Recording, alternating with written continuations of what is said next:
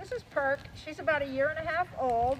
She came to me as a feral dog, and I've had her now for a little over 9 months, and she still is not happy about being touched. So I am trying to keep her happy, and I'm not going to touch her.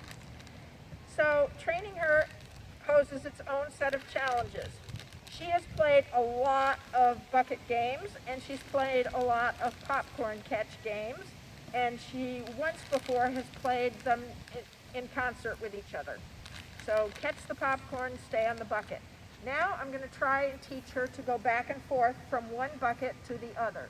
So I'm going to toss a treat over there to let her know that that's what I wanted, and then I'm going to reward her for staying on that bucket for a minute. And then I'm going to look at the other bucket, and sure enough, she goes over to it. And then I'm going to look over at the other one, and yep, she goes over to it. So I'm not telling her what to do, except by telling her with my eyes that I want her to move from one bucket to the other. The reason I like the popcorn game, the popcorn catching game for her, is because it gets her used to my hands moving around unpredictably and good things happening for her as a result of that. I'm going to stare at the other one. Yep, there she goes.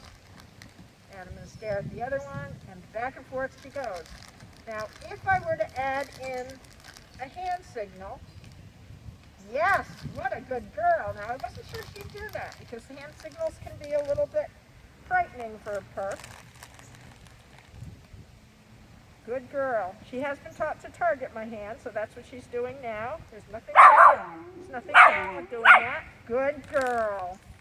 Her barking was because she was a little bit frustrated. She didn't know quite what I wanted her to do, so she barked at me to say, tell me, tell me, tell me. Yes, good girl. This one, yes. So I haven't added a cue word yet for her. My cue word eventually is going to be spot. Tell her to get on the spot.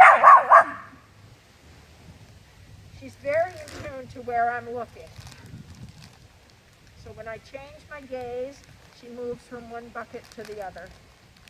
And that is how I train a dog who can't be touched.